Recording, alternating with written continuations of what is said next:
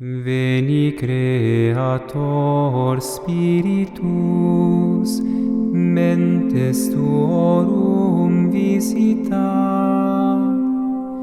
implesso perna gratia, quae tu creasti pectora.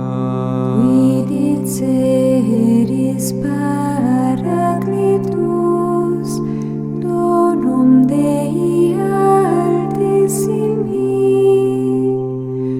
fons vivus ignis caritas, et spiritualis unctio. Tu septiformis munere, dextre Dei tu digitus, turite promissum Patris, sermone ritans cultura. Accende lumen sensibus, infunde amorem cordibus, infirma nostri corporis, virtute firmans perpeti. Ostem repellas longibus, pacem querones protinus, ductores sic te previo, vitemus omne noxium. Pertestiamus da Patrem, noscamus atque filium, Deo Triusque Spiritum, credamus omni tempore.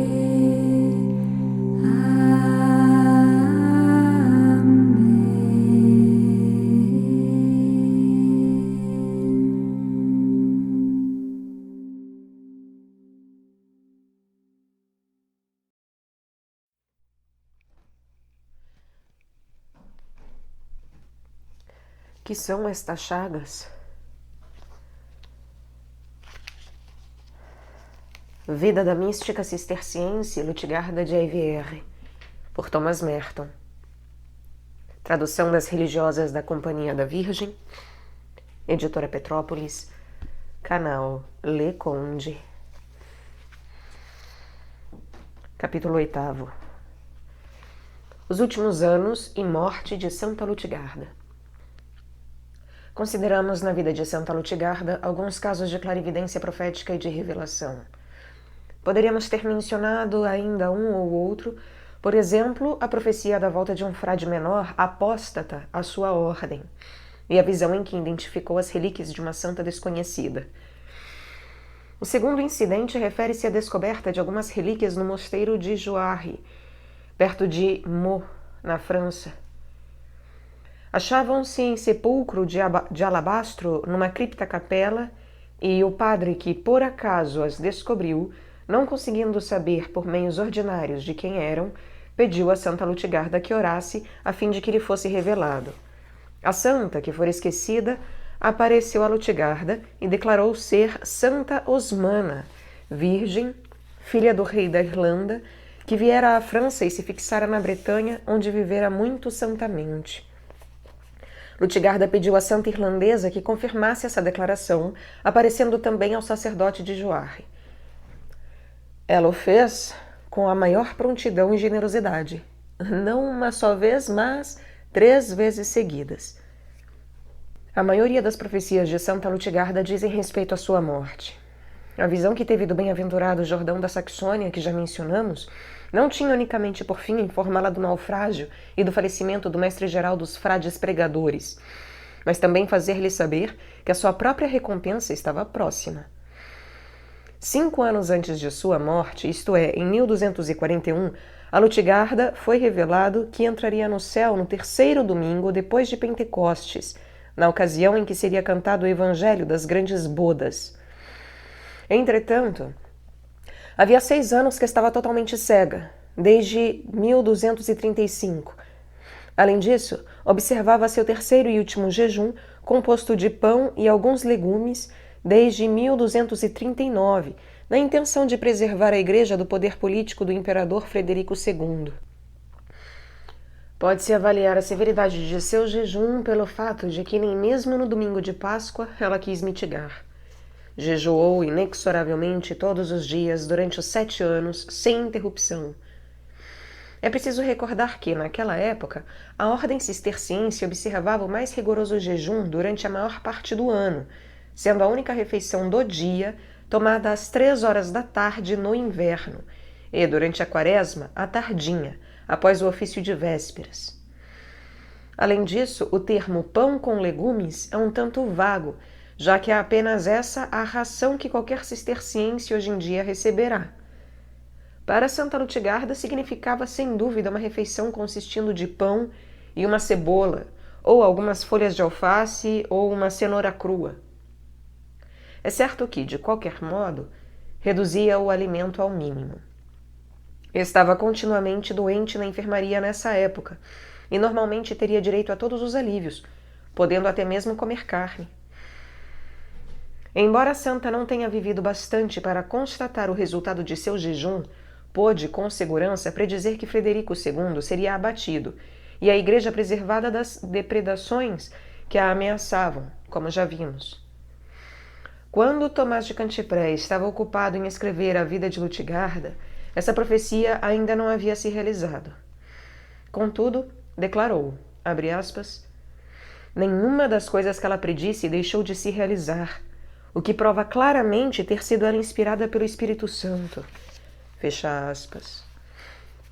Nos anos que seguiram a morte de Santa Lutgarda, Frederico II, marchando contra o Papa Inocêncio IV, que o havia excomungado, no Concílio de Leão em 1245, viu-se derrotado com todo o exército em que se achavam alistados vários milhares de sarracenos.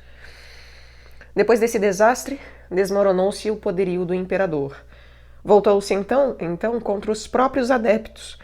Envenenou um, fez morrer de fome outro, enquanto um terceiro, para não ser entregue aos seus piores inimigos e ter vazados os olhos, esmagou ele mesmo a cabeça de encontro à coluna de pedra a qual se achava acorrentado. Finalmente, em 1250, Frederico II morreu subitamente. Acredita-se que foi estrangulado por um de seus filhos naturais. Assim há de ser sempre com os que odeiam a Deus e a sua Igreja. De fato, poder-se-ia dizer nem ser necessário que Deus se dê ao trabalho de puni-los. Basta deixá-los entregues a si próprios. É justamente nisso que consiste ser castigado por Deus. Ver-se por ele abandonado e à mercê de natureza humana pervertida e dos demônios do inferno. Frederico II e seus sarracenos não constituíam o único perigo que ameaçava naqueles dias a Igreja. Flagelo muito mais terrível e universal pairava sobre a inteira civilização do mundo ocidental. Nos anos em que Santa Lutgarda vivera no silencioso e obscuro claustro de Aivière, na época em que São Domingos fundava a sua ordem e em que os franciscanos e dominicanos elevavam o ensino cristão e a ciência sagrada à sua mais alta perfeição, nas escolas de Paris e de Oxford, no momento em que São Luís subia ao trono da França, estranha e pavorosa tormenta se desencadeara sobre os desertos da Ásia. Quem ainda não ouviu pronunciar o nome desse misterioso chefe bárbaro Gengis Khan, o astuto e insaciável selvagem que, com seus exércitos de impiedosos guerreiros, conquistou em toda a sua extensão a Ásia, desde a Pérsia até a China, para deixar a seus herdeiros um império mais vasto e mais rico do que poderiam ter sonhado para si Alexandre ou Napoleão? Dizem que suas hordas exterminaram entre 5 e 6 milhões de homens.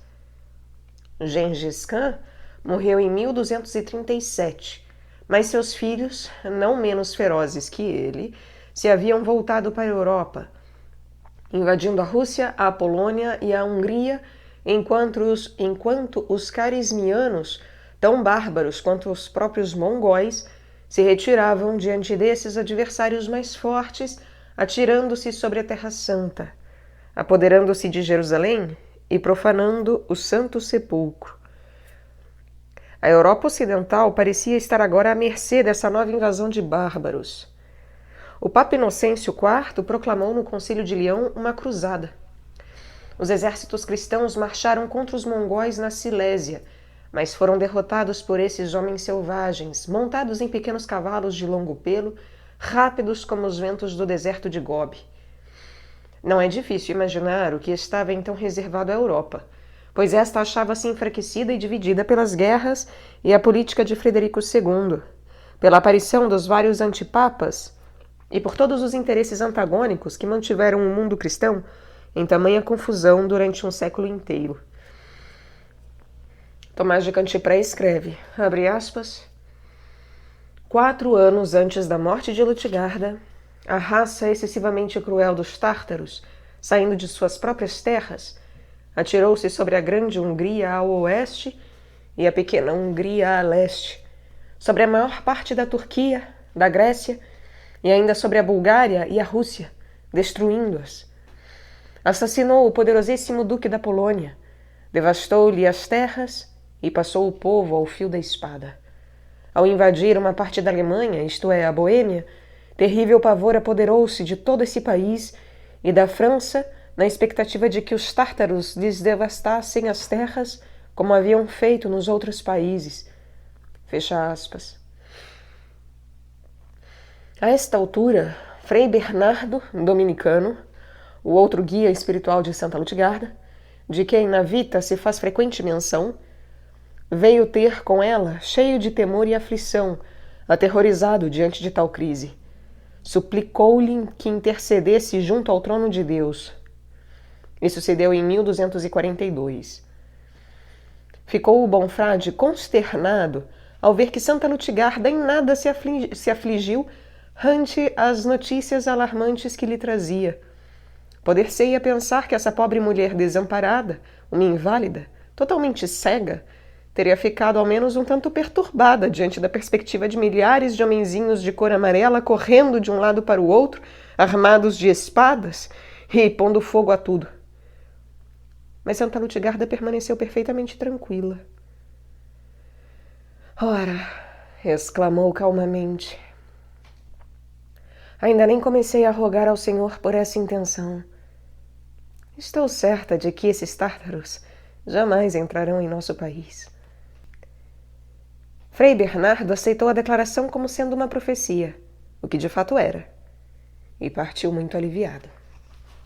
Em 1243, Oktai, filho de Gengis Khan e chefe dos exércitos mongóis, morreu, e seus guerreiros, privados do comandante, perderam todo o apoio moral em que se estribavam. Desintegraram-se, formando pequenos bandos e voltaram à Ásia. Estava salva a Europa. Durante todo esse tempo, entretanto, Santa Lutgarda se tornava cada vez mais impaciente, na expectativa do dia que a libertaria das limitações e imperfeições desta vida, de maneira a poder entrar naquela vida perfeita, em que não há mais nem sombra de obstáculo entre nós e Deus. Vimos como a violência impetuosa do desejo infuso do martírio que a animava causara misteriosa chaga em seu coração, manifestada exteriormente por uma ferida física real. Mas esse amor não era algo de transitório. Tornara-se estado mais ou menos constante, e eram tão grandes os sofrimentos, se julgarmos pelas palavras de Tomás de Cantipré, e também pela luz que Santa Teresa projeta sobre esse assunto, que constituíam de fato um martírio, muito maior, aliás, do que o da enfermidade ou cegueira ou qualquer outra aflição natural. A alma que se encontra neste estado, diz Santa Teresa, se vê às vezes tão aflita pelo pensamento de que sua morte está sendo adiada indefinidamente, que se sente penetrada por sobrenatural angústia, tão súbita e fulminante quanto um raio que fere até o centro mais íntimo da alma e reduz a pó tudo o que nós encontra de natureza terrestre. Sob a violência desse impacto, perde a alma o conhecimento, a ponto de não ter mais, absolutamente, a capacidade de se mover. E, entretanto, esse transe serve apenas para aumentar-lhe a agonia, tornando-a mais intensa. Escreve a santa, abre aspas, o entendimento percebe com acuidade quanta razão há para afligir-se de estar assim separada de Deus, e Sua Majestade aumenta ainda essa dor por uma viva manifestação de si mesmo à alma. A pessoa de quem falo, é evidentemente ela própria, aprendeu assim quanto o espírito é capaz de sofrer mais agudamente do que o corpo.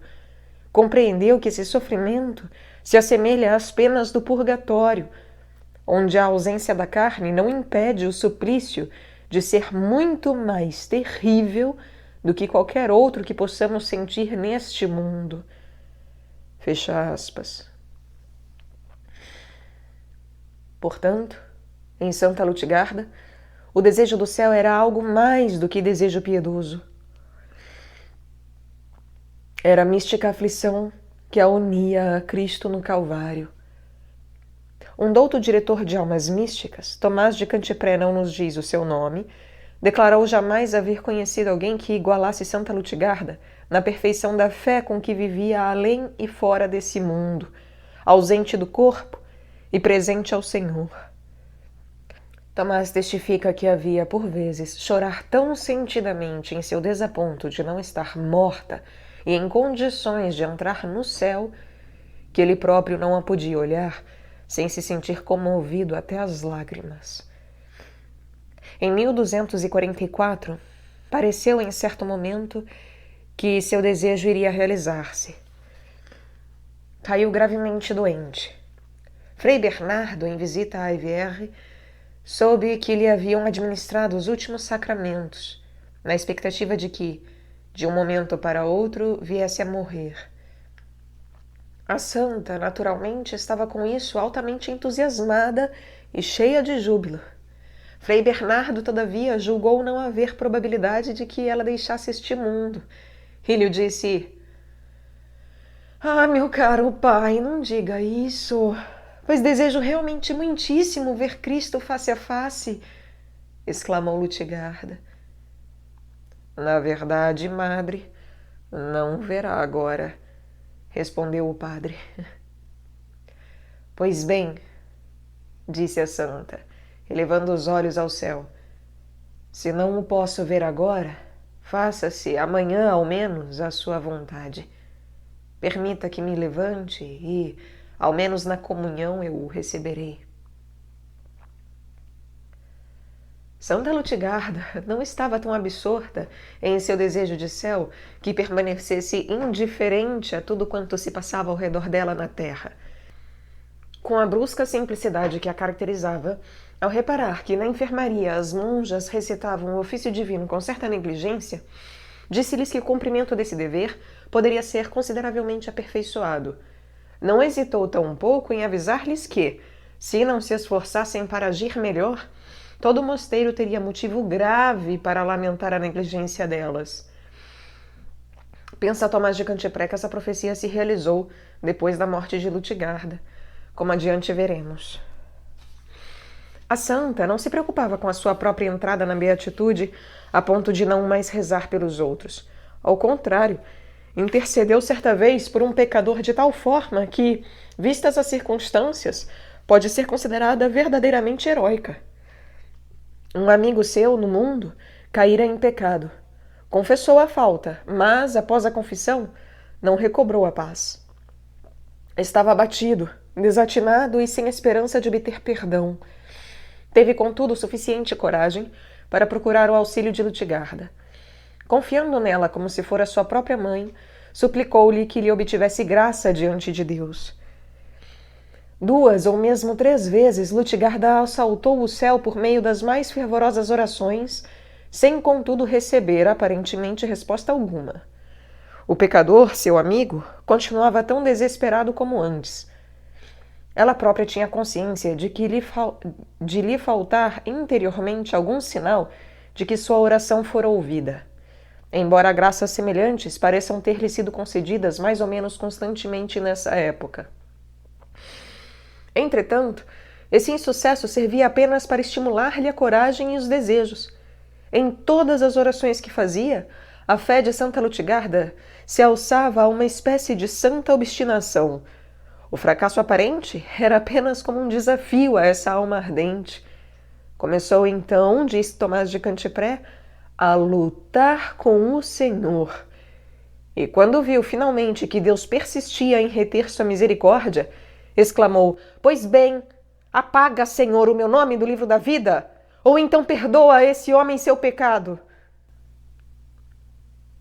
No estado em que se achava Lutgarda, no limiar da eternidade a que aspirava, com todas as forças do seu coração amoroso, ser excluída do livro da vida não era simples metáfora, uma dessas frases vagas e já gastas, sem muito sentido. Era capaz, contudo, de fazer essa oração. Mas precisamos compreender aquilo em que precisamente implica, pois as palavras brotavam de um coração que era como fornalha ardente de amor confiante, e não podia haver em seu espírito sombra de dúvida de que Deus arriscasse do livro da vida em tais condições. Em outras palavras, estava simplesmente lançando a misericórdia do Senhor de encontro à sua justiça, de um modo que patenteava com ela sem saber ser a misericórdia mais forte. Era como se houvesse dito: "Sabes, Senhor, que o teu amor não te permitirá apagar o meu nome do livro da vida sem causa. Deixa, portanto, este mesmo amor ultrapassar a tua justiça e ouve a minha oração, já que me amas." Esse reconhecer que a sua misericórdia deve, na verdade, mostrar-se invencível, era tudo o que Deus esperava.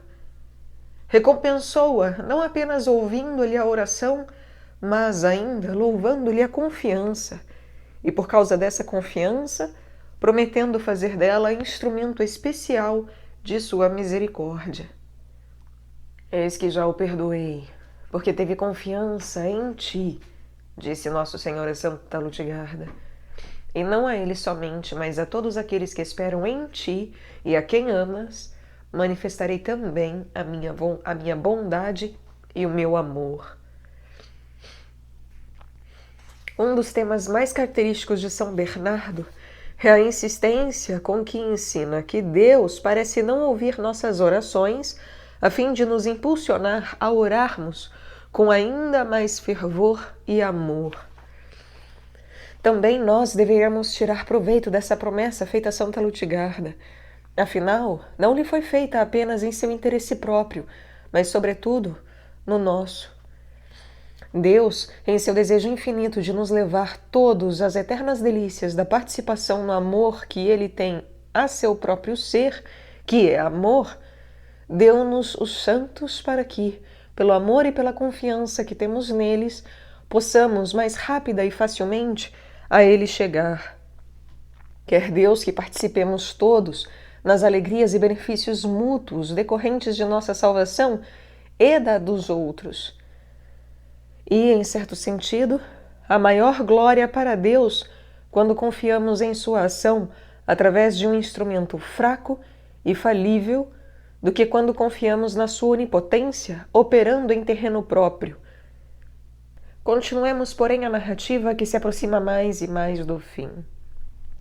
Em 1245, Cristo apareceu a Lutgarda, desta vez numa visão jubilosa, das mais confortadoras. Sua face, diz Tomás de Cantipré, era a de alguém que apresenta felicitações. Louvou-a pela fortaleza e paciência de que dera provas. Disse-lhe: "O fim de teus trabalhos se aproxima. Não quero que fiques por mais tempo separada de mim. 3 coisas apenas te peço nesse ano que se iniciará."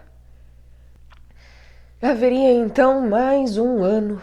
Sim, e este último ano iria coroar todos os seus labores. Quais eram essas obras que Cristo se dignava designar-lhe por uma ordem pessoal? Em primeiro lugar, disse-lhe Nosso Senhor, desejo que me dê graças por todos os benefícios recebidos. A ação de graça seria então o fator principal que faria chegar toda a sua vida de sacrifício e de adoração a culminância da perfeição. E que excelente maneira de nos prepararmos à morte! Agradecer a Deus por todos os dons e todas as graças com que nos cumulou desde a criação de nossa alma, no momento da concepção, em nossa recriação pelo batismo e através de todas as vicissitudes da vida. Santa Lutgarda podia agradecer a Deus pelas graças especiais que dele recebera, que não só a preservaram do pecado, mas lhe deram os meios de caminhar nas sendas de mais sublime e heróica santidade. Agradecer-lhe por tudo isso era tarefa que ultrapassava de longe a capacidade de suas pobres orações. Nosso Senhor, portanto, acrescentou: nisso terás necessidade das orações dos bem-aventurados no céu, para que te ajudem. A segunda coisa que te peço, continuou Jesus, é que te consumas inteiramente em orações para os meus pecadores diante do trono de meu Pai. Em outras palavras, neste último ano de sua vida, deveria Lutgarda intensificar o zelo em cumprir o que fora uma das principais obras de sua existência. Havia, contudo, algo que ainda mais a ocupara em todos aqueles anos no mosteiro, mais que seu amor às almas. Era o amor de Deus e o desejo de união com Ele. Foi essa a terceira tarefa que lhe impôs Cristo para aperfeiçoar e levar à culminância a sua vida de amor e sacrifício. Uma intensificação do desejo. O terceiro pedido que te faço, disse Jesus, é que suspires de saudades de mim, desejando, com o mais ávido dos desejos, vir ter comigo, excluindo qualquer outro pensamento, qualquer outro cuidado. Refletindo sobre esses 3 pontos, podemos ver facilmente que nos oferecem bom sumário da vocação à vida contemplativa enclausurada. É a isso que a observância literal da regra de São Bento deve conduzir o monge. Essas são as disposições interiores que constituem o fim próximo e imediato de todas as nossas mortificações exteriores, práticas de penitência e oração litúrgica. Ação de graças, intercessão pelos pecadores e um desejo absorvente de união com Deus. Desejo esse que queima no íntimo da alma, qual chaga viva e sangrenta, e encarna a perfeita adoração. Essas 3 disposições expressam de maneira prática e perfeita o duplo mandamento que resume toda a lei e os profetas. Amarás. Amarás a Deus de todo o teu coração e toda a tua alma, de todo o teu espírito e teu próximo, como a ti mesmo. Cristo veio em pessoa pedir a Santa Lutgarda que passasse o último ano de sua vida no exercício exclusivo da vida contemplativa e cristã em toda a sua perfeição. Ele o fez para que pudéssemos com isso aprender a viver como Ele quer e saber como desejaria que nos preparássemos para a morte. Poderá alguém perguntar: e a penitência? Mas é claro que a penitência está eminentemente contida no ardor do amor que Cristo pedia à santa. Não há meio mais perfeito de apagar os nossos pecados e de reparar os pecados do mundo do que o amor. E só o amor, amor divinamente infuso, tornaria uma alma capaz de suportar o tormento que Santa Lutgarda sofreu naquele último ano de separação que lhe impôs Nosso Senhor. Para aliviar a angústia que queimava a sua esposa, que por ele morria de amor, apareceu-lhe Cristo acompanhado da Virgem sua mãe. Foi no tempo pascal do ano de 1246. Estava sua morte distante de apenas 1 ou 2 meses. Vinham com júbilo e alegria participar-lhe a notícia e acalmar a intensidade de seus desejos. Não convém, minha amada, que te consumas de tristeza e suspiros por mais tempo. Nesta mesma hora, a consolação da paz, sem fim, te está sendo preparada como coroa. Não queremos fazer-te esperar mais, disse-lhe Jesus. Cheia de temor e exultação, Lutgarda comunicou o ocorrido à bem-aventurada Sibila de Gages, a quem sempre comunicara a maior parte de suas visões e revelações. Maximo timori et exultatione são as palavras empregadas por Tomás de Cantipré para descrever a reação da santa. Timore? Por que temor? Maximo timori et exultatione. Como assim?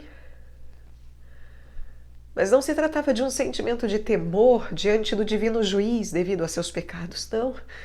Era sim o santo temor, o amoroso terror ante o tremendo poder e a majestade de Deus, que leva os serafins a se cobrir com as suas próprias asas e a cantar em alta voz alternadamente: Santo, Santo, Santo é o Senhor, Deus dos exércitos. Toda a terra está repleta de sua glória. Longe de abalar-lhe a confiança em Deus, essa mescla de exultação e de temor era sinal de que a amorosa confiança a trouxera ao limiar do Santo dos Santos. Achava-se à entrada do santuário dos céus, onde iria contemplar a imensa glória do Senhor, sem a sombra de um intermediário que o velasse. Encontrar-se às portas da morte, sem se sentir penetrado desse grande e inspirado temor reverente, poderia parecer argumento em prova de que se teria que esperar algum tempo na antecâmara, em vez de penetrar sem demora na sala do trono do grande rei. Terminara o tempo pascal. Ao redor do tranquilo e recolhido mosteiro de Aivière, as flores de maio começavam a enfeitar com o mosaico de suas pétalas as verdes pastagens, e todo o vale ficou cheio de frescor que lhe emprestava a folhagem primaveril dos álamos ao longo dos canais. As manhãs suaves, serenas, cobertas de neblina do começo de verão em Flandres, moderavam o calor do sol que se encaminhava para o solstício de junho. Com a festa da Ascensão, o Cristo da liturgia despediu-se dos seus e elevou-se aos céus, pisando sobre o ar brilhante que o cercava. E em seguida, em Pentecostes, o Espírito Santo derramou sobre a sua igreja, mais uma vez, graças de fogo. Nessa chuva de graças, uma havia como fervor especial para a santa moribunda em Aivière. Poucos dias depois do domingo de Pentecoste, na grande oitava que o segue, a gloriosa Virgem Maria, acompanhada de São João Batista, a quem Santa Lutigarda dedicava fervorosa devoção, lhe apareceu para dar-lhe a boa nova. Próxima está a consumação de tua vida. A coroa de justiça que te pertence está à tua espera. Não queremos que permaneças por mais tempo na terra. Todos os cidadãos do céu te esperam. Tomás acrescenta que, repetidas vezes naquele ano, ora um, ora outro santo lhe aparecera para lhe falar da sua próxima entrada no céu. Que belo pensamento esse da solicitude dos santos pela futura companheira, pressurosos em aconselhá-la e prepará-la para ser admitida na companhia deles. Se ao menos realizássemos a verdade desse fato com relação a nós mesmos, se soubéssemos com que ardente e santa impaciência a caridade dos cidadãos do céu suspira por ver-nos participar da beatitude sem fim de que gozam. Pediu alguém a Santa Lutigarda que lhe explicasse de que modo via esses santos. Parece que não se mostravam a ela individualmente, em visão imaginária, mas que os via em visão intelectual, no próprio Deus, ou, mais precisamente, no Verbo, em Cristo. Aqui talvez estejamos diante da mais difícil, da mais sutil das visões de Lutigarda. Eis como ela os descreve. Do próprio Cristo, do Cristo que é o Santo dos Santos e o Santo dos Santos do céu, vejo emanar um esplendor particular, e nesse esplendor reconheço perfeitamente qual seja o santo que me aparece. De ipso Cristo, Sanctorum sancto, quidam anime illucens splendor egreditur. Há nesse jogo de palavras, sanctorum sancto, um sentido profundo. Cristo é o Santo dos Santos. É Ele próprio a santidade dos santos. Todo o mérito, toda a glória dos santos consiste simplesmente em participar dos méritos e da glória que é dele. É participação na herança de sua filiação divina. Agradam ao Pai somente na medida em que o Pai, neles, vê o próprio Filho.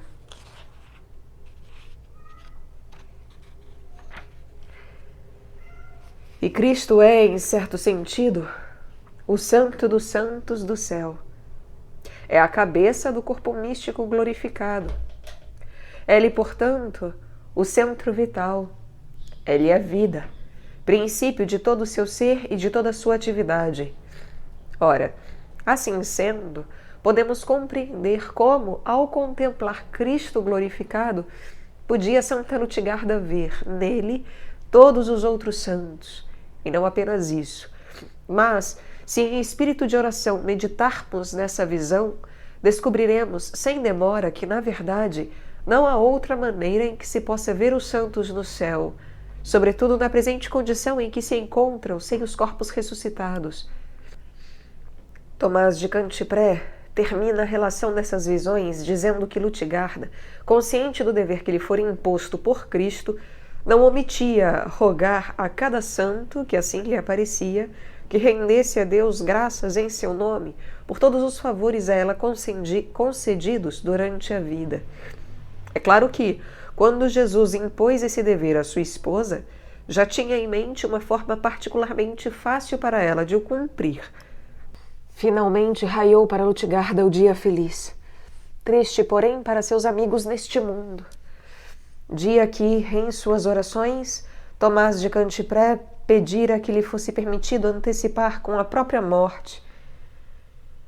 Dia que o deixou desolado, lamentando a sorte que lhe coubera e declarando-se em verdade órfão. A 9 de junho, um sábado, véspera do segundo domingo depois de Pentecostes, que Tomás chama de oitava da Santa e Indivisa Trindade, entrou Santa Lutgarda na última fase de sua enfermidade. Em breve, tornou-se patente para todos que a santa estava moribunda. Quantos dias lhe restavam de vida, não saberiam dizer. Na segunda-feira seguinte, um irmão leigo de Affligen a viu e observou quanto desejaria que seu abade, bom amigo de Lutgarda, como já vimos, estivesse presente. Amanhã estará aqui, declarou a santa. O irmão leigo, não querendo contradizê-la, guardou-se silêncio. No dia seguinte, o abade de Affligen, que estava viajando, passou a alguns quilômetros de Evier. Enquanto seguia caminho, disse aos seus companheiros: há muito tempo que não vejo a madre Lutgarda. Demos meia volta para ir visitá-la em Evier. Quando o beneditino entrou na cela da santa enferma, esta se alçou sobre o leito e o saudou com alegria, dizendo: estou prestes a partir para o céu, caro amigo, e sois o melhor de todos os que deixo após mim. Passou-se um dia e mais outro. Na quinta-feira daquela semana, teria sido a festa de Corpus Christi, se já houvera sido instituída. Lutgarda, levantando a cabeça, disse a Sibila de Gages: vem, senta-te aqui, junto ao meu coração. Vê o mosteiro, está repleto de soldados dos exércitos celestes. As almas dos bem-aventurados aqui estão em redor de nós, e no meio delas há muitas, muitas de nossas irmãs que nos precederam. Sim, seus amigos todos, que já antes a tinham vindo chamar e aconselhar, se haviam agora reunido um a um em multidão enorme. Via que enchiam todo o mosteiro. Era como se se acotovelassem nos corredores, às entradas das portas e nos claustros, à espera do momento em que pudessem levar consigo sua nova companheira.